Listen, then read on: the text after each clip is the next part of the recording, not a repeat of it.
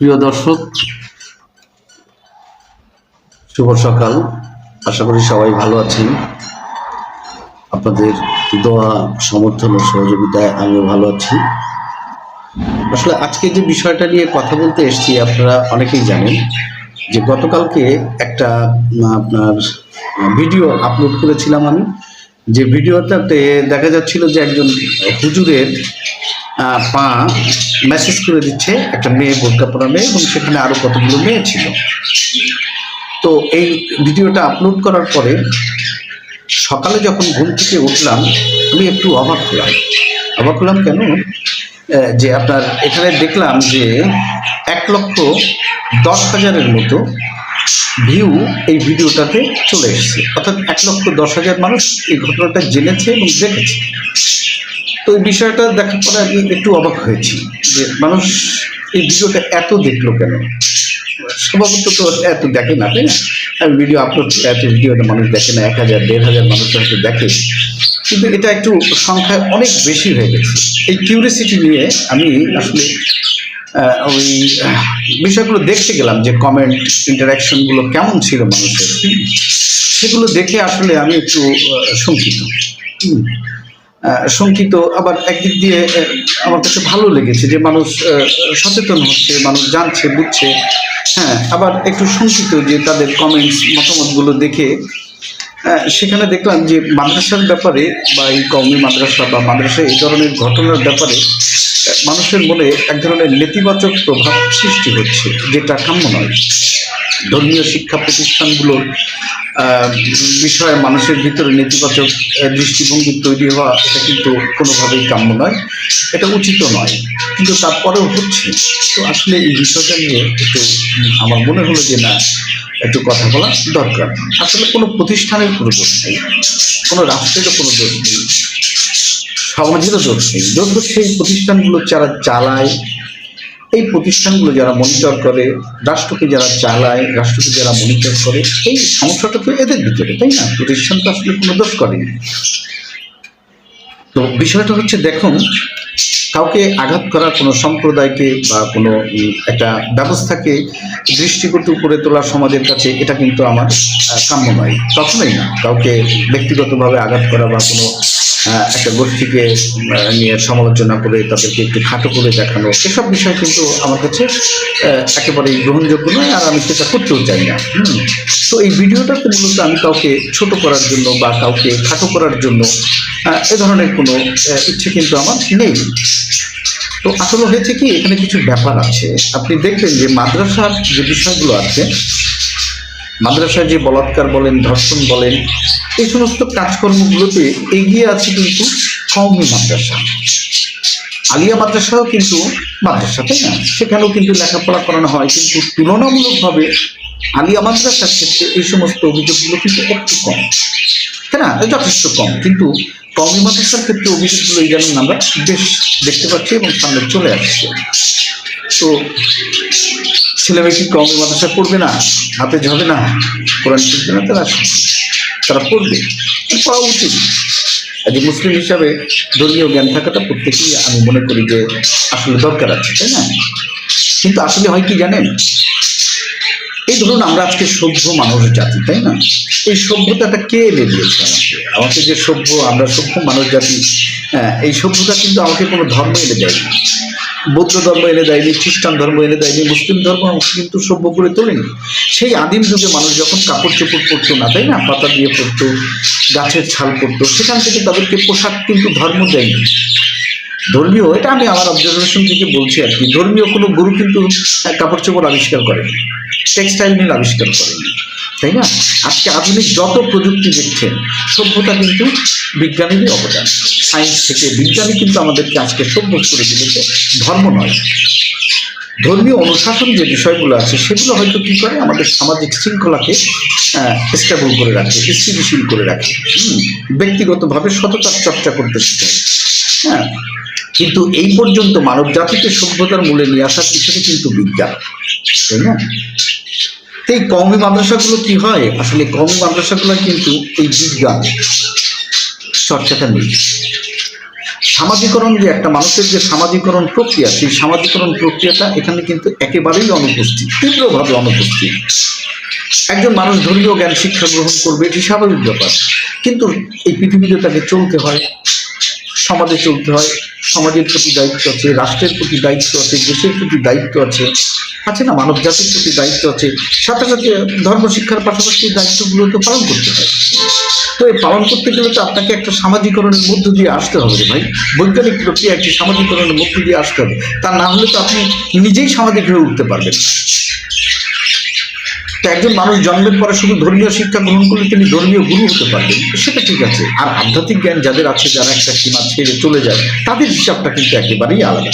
সৃষ্টিকর্তা প্রদত্ত কিছু মেধা আছে, যারা স্কুল কলেজে না গিয়েও, তাই না, প্রাতিষ্ঠানিক কোনো শিক্ষা গ্রহণ না করে অনেক মেধাবী হন, তাই না, এগুলো কিন্তু একেবারেই হাতে গোনা নগদ। তো এটা দিয়ে পুরোটাকে বিচার করা যাবে না।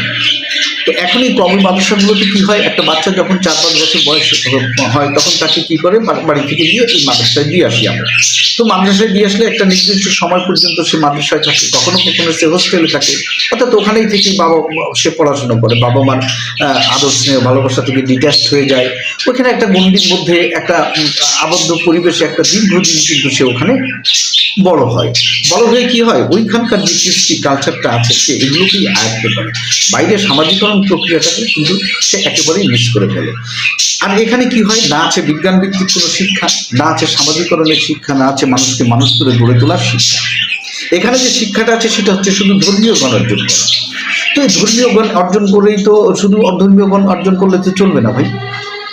এরপরে আসেন সমস্যাগুলো আরো কোথায়। একজন দেখা গেছে একজন মাদ্রাসার হুজুর, উনি আলেম মানুষ, হাফেজ হয়েছেন বা কারি হয়েছেন, হ্যাঁ, বা মাওলানা পড়েছেন, উনি একটা বিয়ে করলো, উনিও ওনার ওই মহিলাও দেখা গেল, ওনার স্ত্রীও দেখা গেল যে তিনিও হয়তো একজন আলেম, তাই না, মাদ্রাসা থেকে পড়ে এসছেন। তো এই দুজনে মিলে একটা মাদ্রাসা দেয়, দুজনে মিলে একটা মাদ্রাসাতে একটা ফ্ল্যাট ভাড়া নেয় বা দুটো ফ্ল্যাট ভাড়া নেয়, 5টা-6টা রুম থাকে, এই দুজনে মিলে এখানে এই যে নানা রকম ছাত্রছাত্রীদেরকে এনে হেফজোগ করেন বা এটা করেন, সেখানে বসে তারা এই পদ্ধতিতে এখানে লেখাপড়া শিখায়। মূলত কখনো কখনো 2-1 বাইরে থেকে শিক্ষক আসতে পারে, কিন্তু মূল বিষয়টা কি হয়, এখানে মনিটরিং এর মালিকও উনি, দায়িত্ব ওনার, পরিচালনা করেন ওনারা, পড়ান ওনারা, সবকিছু ওনারা। বাইরে থেকে যে মনিটরিং এর কোনো ব্যবস্থা কিন্তু এখানে নেই। কওমি বোর্ডও এগুলো করে না, আর এগুলো তো ওরকম লাগেও না যে ওখান থেকে পড়ে টড়ে এক জায়গায় যায়, একটু তেলাওয়াত করে আসে, একটা সার্টিফিকেট পেলো, পরীক্ষা নিল, হ্যাঁ। কওমি বোর্ডও কিন্তু এগুলোকে আসলে ওইভাবে মনিটরিং করে না। একটা প্রতিষ্ঠান হতে গেলে তো তার কিছু ক্যাটাগরি লাগবে, হ্যাঁ, কিছু রুলস অ্যান্ড রেগুলেশন থাকতে হবে। কিন্তু এই ক্ষেত্রে দেখা যাচ্ছে যে আমি আজকে সকালে বেশ কয়েকটা মাদ্রাসায় গিয়েছিলাম, তো সেখানে দেখলাম যে কোনো রুলস অ্যান্ড রেগুলেশন নেই, এটা কোনো তদারকি নেই, যে যেমন করে পারছে সে তেমন করে মাদ্রাসা দিচ্ছে, কিছু ছেলে মেয়ে এনে পড়াচ্ছে, ভর্তি করাচ্ছে, না আছে রাষ্ট্রের কোনো নিয়মকানুন, না আছে কওমি বোর্ডের কোনো নিয়মকানুন, কিচ্ছু নেই, যে যার মতো করে চালাচ্ছে। তো এখানে তো বিশৃঙ্খলা হবে রে ভাই। তো বিষয়টা হচ্ছে কি, এই যে নেতিবাচক কর্মকাণ্ডগুলো মাদ্রাসায় হচ্ছে, কওমি মাদ্রাসায় শিক্ষা প্রতিষ্ঠানে হচ্ছে, হ্যাঁ, এটা অন্য প্রতিষ্ঠানেও হয় না তা কিন্তু না, ভার্সিটিতেও আমরা যৌন কেলেঙ্কারির বিষয় দেখেছি, সেখানেও আসে। কিন্তু বিষয়টা হয় কি, যখন ধর্মীয় প্রতিষ্ঠানে কোনো অনাচার হয় তখন কিন্তু বিষয়টা ছড়িয়ে পড়ে, কারণ মানুষ এটা আশা করে না। কোনো ধর্মীয় প্রতিষ্ঠানে এ ধরনের কোনো জঘন্য অপরাধ মানুষ আশাই করে না, হ্যাঁ। তো যখন আশা করে না, এরকম ঘটনা ঘটতে থাকলে মানুষ হতাশ হয়। তো একটা সময় দেখা যাবে কি, মানুষ এ ধরনের ঘটনা বারবার ঘটতে থাকলে, হ্যাঁ, যারা অভিভাবক আছে তারা কিন্তু তাদের মেয়েদেরকে এই আপনাদের কাছে এই কওমি মাদ্রাসায় তো আরবি শেখাতে পাঠাবে না, কোরআন শেখাতে পাঠাবে না, কারণ তাদের মনের ভিতরে একটা ভয় কাজ করবে। তো এই ভয়টা দূর করার দায়িত্ব কার? এই ভয়টা দূর করার দায়িত্ব কিন্তু কওমি মাদ্রাসা বোর্ডের। তো এদের কি করতে হবে, এদেরকে আপনাদেরকে মানে কওমি মাদ্রাসা বোর্ডের এখন উচিত প্রতিটি মাদ্রাসাকে নিয়ন্ত্রণের আওতায় আনা, সার্ভিলেন্সের আওতায় না, প্রতি একটা নির্দিষ্ট সময় পর এটাকে অবজারভেশন করতে হবে, দেখতে হবে, হ্যাঁ, যে তারা এখানে কোন ধরনের কর্মকাণ্ড চালাচ্ছে, এখানে এ ধরনের কর্মকাণ্ড হওয়ার কোনো ঝুঁকি আছে কিনা, হ্যাঁ, এগুলো প্রত্যক্ষ করতে হবে। প্রয়োজনে পাবলিক কমিটি বাধ্যতামূলক করে দেন যে প্রতিটি কওমি মাদ্রাসায়, যেখানে ছোট হোক বড় হোক, সেখানে সামহাও কোনো না কোনোভাবে পাবলিক কমিটি থাকতে হবে, বাইরে থেকে লোকজন থাকতে হবে, হ্যাঁ, তারা এটা মনিটরিং করবে। তাহলে কি হয়, একচ্ছত্র যে একটা ব্যাপার থাকে সেটা থাকে না, বাইরের পুলিশের সার্ভিলেন্সের কারণে চাপটাও একটু কমে যায়। তো হয় কি, তখন প্রতিষ্ঠানের একটা বাধ্যবাধকতা আসে, তাদের একটা ভয় হয়ে যায়। তো এ ধরনের কাজ যারা করবে তারা ভবিষ্যতে আর কখনো কোনো মাদ্রাসা দিতে পারবে না, শিক্ষকতা করতে পারবে না, ব্যান্ড করে দেওয়া হবে। হ্যাঁ, এই ধরনের কিছু নিয়মকানুন আসলে নিয়ে আসা উচিত। নিয়ে আসা উচিত। নিয়ে আসলে কি হবে, নিয়ে আসলে এই যারা এই ধরনের দুষ্কর্মের সাথে জড়িত আলেম সমাজের যারা আছে, যারা আলেম সমাজকে কলুষিত করছে, কলঙ্কিত করছে, তো আমার মনে হয় এদেরকে এখন একটু নিয়ন্ত্রণে আনা এই মাদ্রাসা বোর্ডেরই উচিত, তাই না? আমরা যারা সাধারণ জনগণ আছি, সাধারণ মানুষ যারা আছে, তারা তো আসলে এত কিছু বুঝবে না। একটা মাদ্রাসায় একটা মেয়ে ধর্ষণ হয়েছে, তার মানে হচ্ছে এই মাদ্রাসায় দেওয়া যাবে না, তো 8-5টা মাদ্রাসা ক্ষতিগ্রস্ত হবে, সেখানে হবে না। তো এই দিনী শিক্ষা একেবারে উঠে যাবে, একেবারে উঠে যাবে এ ধরনের পরিস্থিতি চলতে থাকলে। তো এগুলো আসলে যুক্তিসঙ্গত না, আমার মনে হয় না। যারা আমার ভিডিওটি দেখেছেন তাদের সবাইকে ধন্যবাদ দিই, কিন্তু আমি আবারও বলি, কাউকে আঘাত করা বা কষ্ট দেওয়া বা কাউকে ছোট করে দেখানোটা কিন্তু ভিডিওটা মানে উদ্দেশ্য ছিল না। এটার উদ্দেশ্য ছিল একই সাথে অপরাধগুলোকে তুলে ধরা এবং জনগণকে সচেতন করা। অনেক সময় আছে আমার মেয়ে একটা 11 বছর 12 বছর একটা গার্জিয়ান মেয়েটাকে দিয়ে আসে, সে ওখানে হোস্টেলে থাকে, হ্যাঁ, সপ্তাহে 1 দিন বা 10 দিন পরে বাড়িতে আসে, তার সাথে কোঅপারেশন করা, মাদ্রাসায় কোনো সমস্যা হচ্ছে কিনা খোঁজ খবর নেওয়া, এটা অনেক সময় করে না গার্জিয়ানরা। যে কেন করে না, যে আছে তো হুজুরের কাছে, তো হুজুরের কাছে থাকলে কি হবে, হুজুরও তো অঘটন ঘটাতে পারে রে ভাই। তো হুজুরের কাছে দিয়ে আপনি নিশ্চিন্তে বসে থাকবেন নাকি? না, সেটা করা যাবে না।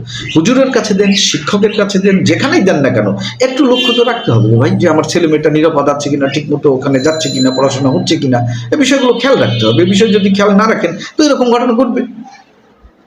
তো আসলে আমাদের অভিভাবকরা যারা মাদ্রাসায় ছেলে মেয়েদেরকে পড়ান, শিক্ষা প্রতিষ্ঠানে পড়ান, অভিভাবকদের যেমন নজর রাখতে হবে, তেমনি আপনার যারা এই মাদ্রাসা সংশ্লিষ্ট শিক্ষার নিয়ন্ত্রণে যারা আছেন, মাদ্রাসা বোর্ড আছে, কওমি বোর্ড আছে, আপনাদের সবারই উচিত হবে এই বিষয়গুলোটাকে এখন একটা একেবারে স্ট্রিক্ট পজিশনে এসে লাগাম টেনে ধরা এই সমস্ত অপরাধগুলো। তা না হলে কিন্তু ভবিষ্যতে খুব একটা ভালো হবে না। কারণ আমি আমার এই ভিডিওটা থেকেই বললাম যে আমি এই ভিডিওটা দিয়েছি, একটা মেয়ে একটা হুজুরের পা টিপে দিচ্ছে, তাই না? তো আমরা তো সেই ছোটবেলায় কবিতা পড়েছিলাম, তাই না,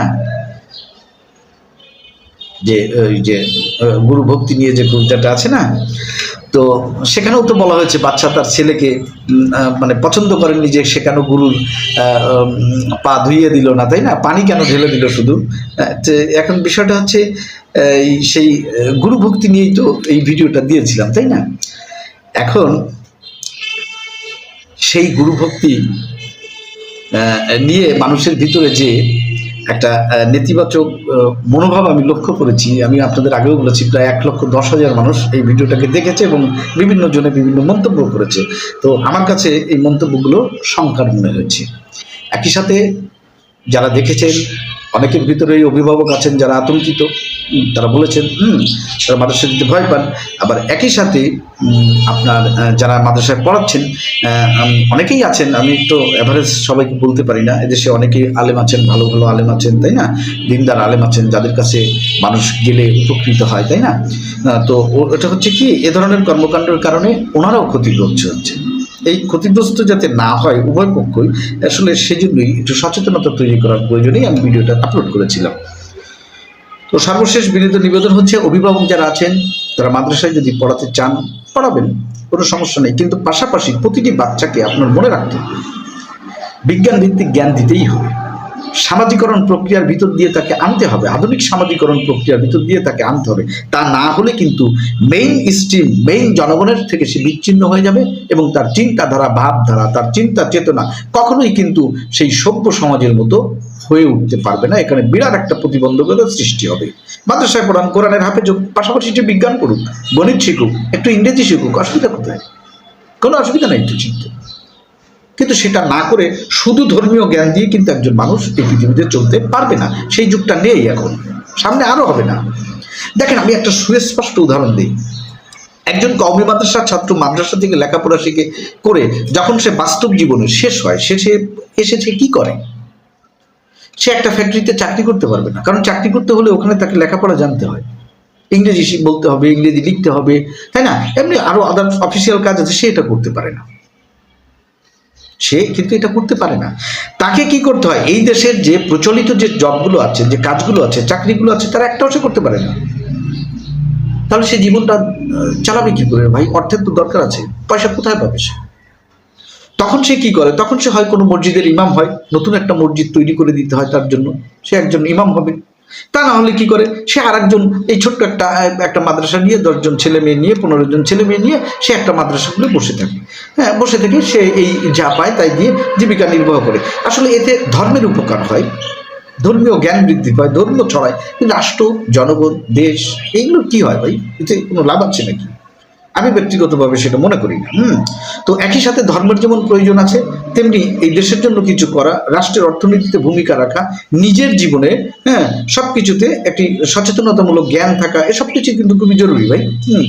সুতরাং আমি আবারও বলি, আমি কওমি মাদ্রাসা বোর্ড সহ মাদ্রাসা, অন্যান্য মাদ্রাসা, আলিয়া মাদ্রাসার অনেক ছাত্ররা দেখেন অনেক সময় ভার্সিটিতে ভর্তি হয়, তারা ভালো রেজাল্ট করে, তারা মেইন স্ট্রিমে চলে আসতে পারে। কিন্তু কওমি মাদ্রাসা বোর্ডের ক্ষেত্রে আমি বলবো যে না, আপনারা শুধু এটা নিয়ে পড়ে থাকাটা আমার মনে হয় সমীচীন না, যে শুধু কোরআন পড়াবেন, হাদিস পড়াবেন না, সাথে বাস্তবধর্মী কিছু শেখান। সেটা আপনাদের জন্য ভালো হবে, সমাজের জন্য ভালো হবে, দেশের জন্য ভালো হবে। এবং সর্বশেষ এটাকে একটা সার্ভিলেন্সের আওতায় নিয়ে আসেন, মনিটরিং এর আওতায় নিয়ে আসেন। যেখানে যে মাদ্রাসা আছে একটা রুলস করে দেন, চাইলেই তুমি একটা মাদ্রাসা করতে পারবে না। সেখানে মাদ্রাসার কিছু নিয়ম কানুন করে দিন যে একটা মাদ্রাসা করতে হলে ন্যূনতম এই জিনিসগুলো তোমার থাকতে হবে, তাহলে তুমি এটা করতে পারবা। তাহলে এই মাদ্রাসাগুলোকে অবৈধ ঘোষণা করে দেন। তাতে কি হবে? একটা নিয়ম শৃঙ্খলার ভিতরে চলে আসলে এ ধরনের অপরাধ প্রবণতা কমে যাবে, আপনারাও সমালোচনার হাত থেকে বেঁচে যাবেন। ধন্যবাদ প্রিয় দর্শক, ধন্যবাদ সবাইকে যারা ভিডিওটি দেখছেন।